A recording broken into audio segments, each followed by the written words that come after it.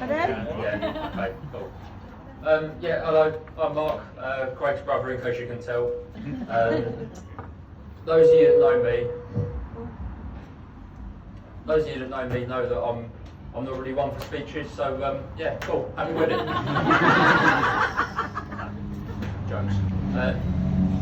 Those of you that know me know that I'm not actually one for long speeches, so I'm going to keep this nice and... That's the last one of those. 21st century, I've actually got my speech on my phone and all that, so save the planet, okay? Doing my research about best men's speeches, I read that the normal sort of process for this is you do an icebreaker, I gave you two, okay? You introduce the best man, how they know the groom, then you tell stories about growing up, some anecdotes and things like that. Then you compliment the bride, and then you raise a toast. That's generally how a best man speech works. I'm not a stickler for tradition, and neither are these two. So you're going to get a couple of icebreakers, which I've just done. There's one more. You'll know when you see it. I'm not going to tell many anecdotes, okay? And basically, this whole speech is a dry run for my stand-up comedy tour. So lots of laughing, please. Okay. No heckling. I also read somewhere that the perfect best man speech should last as long as it takes for the groom to make love. So, ladies and gentlemen, please raise a toast. No, actually, I didn't know where to start. When writing my speech, so I thought I'll trawl through the internet for inspiration. After a couple of hours, I actually found some really, really good stuff. Then I remembered I was supposed to be writing a speech. Actually, I'm just going to warm you all up. I know it's hot today, but let's warm you up. I want to sort of test my audience, okay? So, I want everyone to shift forward to the edge of your seats. Edge of your seats, please. Okay, come on. Sit up nice and straight. All right, and we're going to split down the middle, perfect. Okay, so straight down here. George, I'm looking at you. Okay. So we're going to have naturally this side and this side. Okay. Now, everyone on this side, you're going to be my left side. Okay. When I give the command, you're going to go. Ooh. Okay. And then from George this side, you're going to go. Ah. Okay. So let's practice that. Ooh. Perfect. Ah. Lovely. Okay. It's just that Craig promised me if I had everyone on the edge of their seats oohing and ahhing during my speech, I could be best man at his next wedding. So. I know Craig's a bit anxious about what I'm going to say today. He didn't know what was going to be in it, but don't worry, mate. The biggest surprise is Kirsty actually said I do. So. Yeah. No one saw that coming. Just a couple of rules actually. I know I'm looking at my phone, but that's where my speech is. If you've got a mobile phone, leave it switched on. If anyone texts you any jokes, let me know. I'd agree. No, seriously, it was an honour being picked as best man. Although if I'm being honest, I think I was chosen by default because Craig doesn't actually have any friends. No, when I was asked to be best man, it was very nice. I was never going to turn that down. In fact, the only acceptable reason for turning down the job of best man is when you don't really know the groom that well, you don't know why I've been picked, it's a bit awkward. Nothing could be further from the truth with me and Chris. Sorry, Craig. That was a joke, Mum.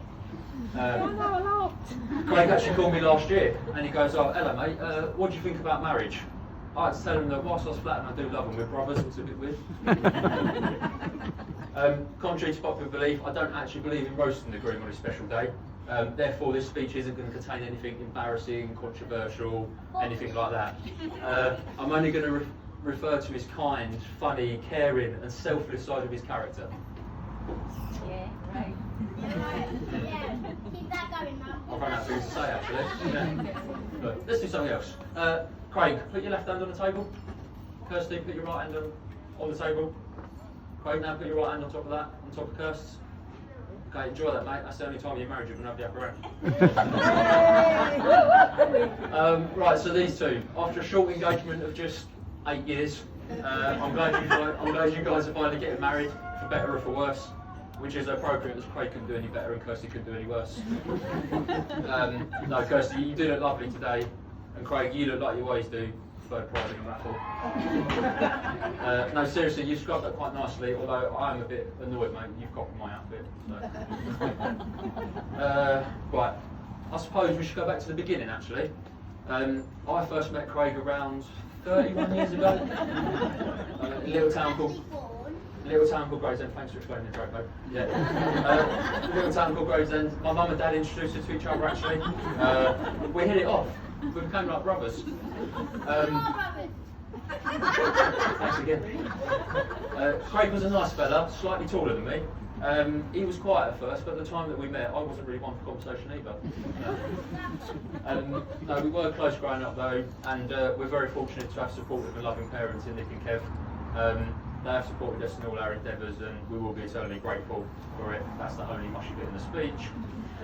In fact, some of my fondest memories are playing in the back garden, sports with Kev, me, Craig and Kev in the garden or over the field. Be it kicking a football, hitting some golf balls, or trying to clear the back fence to hit 6 in cricket. Now, I don't think Craig quite understood the rules of cricket, because one day when we were playing, he decided the back of my head was a cricket ball and decided to whack it with a bat. Now, those of you that know Kev know that he's so laid back, he's horizontal. Okay, this man doesn't get angry about anything. Okay, he's got to be laid back. He's been with Mum for 46 years, so he's clearly got the patience of the saint. However, when Craig hit me with this cricket bat, it's literally one of the only 2 times in my life I've ever seen Kev get genuinely angry, where you're like, oh my god, like terrified, shaking, and it wasn't even at me. I'd like to say the other time he got genuinely angry was with me, but was it Craig? No. People actually struggle to tell us apart growing up, so I come up with a great way to help them, and it might help some of you today, because I'm not sure I've met all of you. Okay, so I used to tell people one of us is tall, funny and handsome, and the other's great. Later on, as he's gone through his life, Craig started taking a liking for golf, but despite playing more than me, he still can't beat me. I've never known someone with so much of a split personality in sports and in life really as Craig. We played on Father's Day with Kev, and it's ridiculous. He was literally throwing his club around at one hole. This is ridiculous, I hate golf, I'm never playing again. The very next hole, he's like, yeah, that's a really good 150-yard drive I just did. No, but honestly, Craig, it's nice to see you married a beautiful woman today. Kirst, can you move, please? She's going to be here in a minute.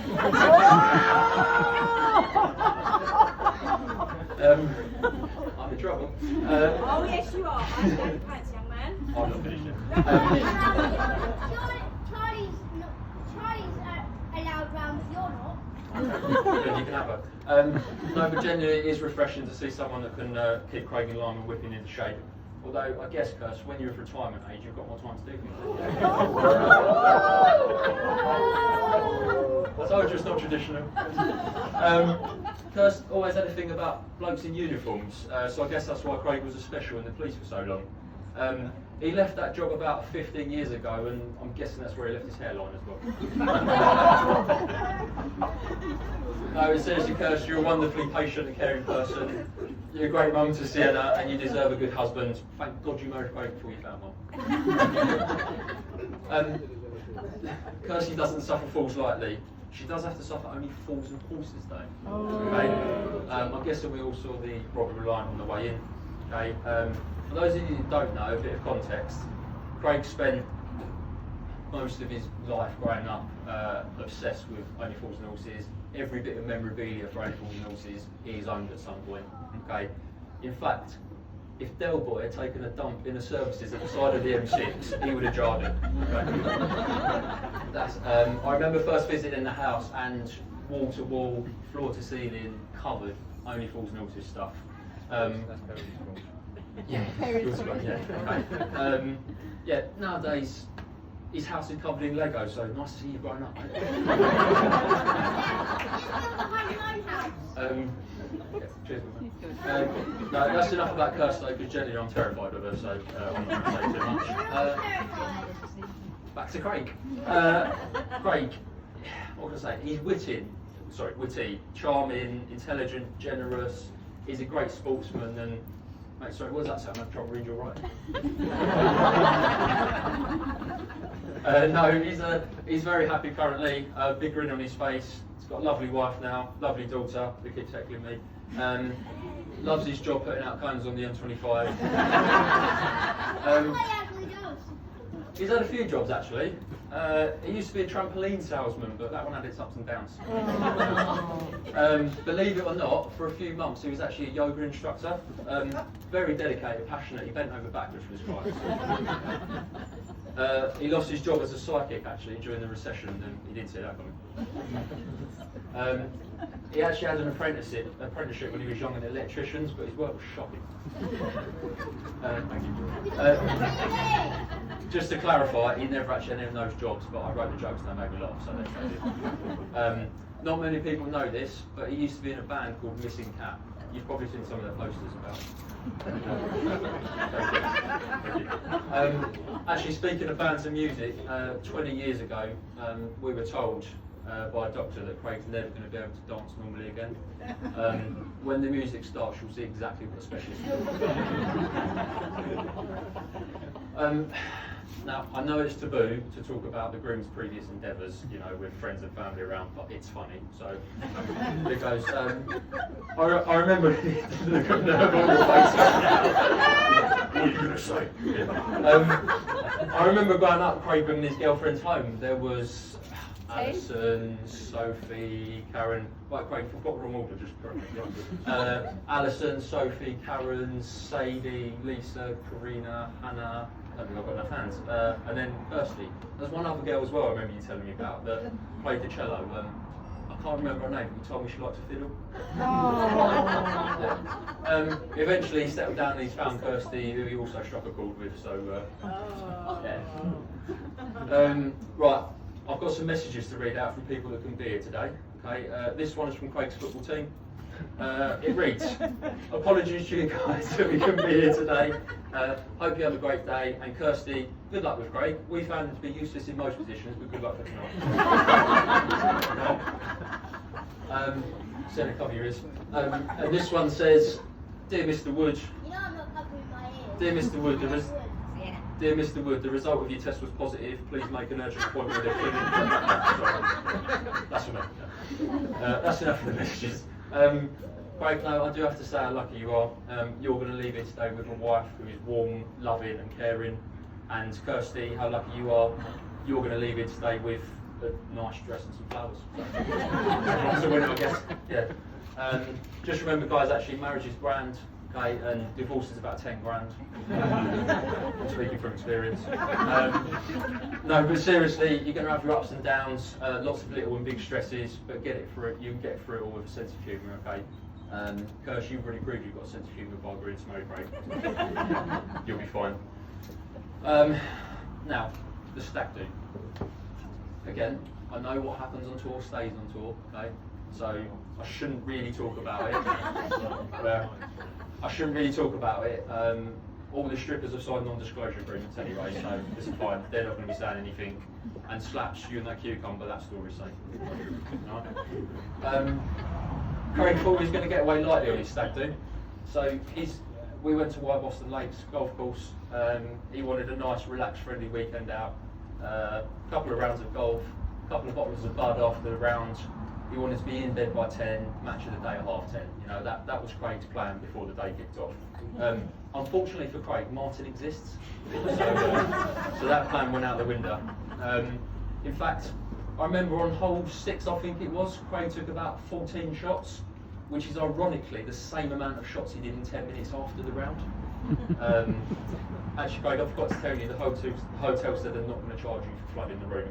And Estelle, the lap dancer, goes, you'll be pleased to know I'm nearly finished.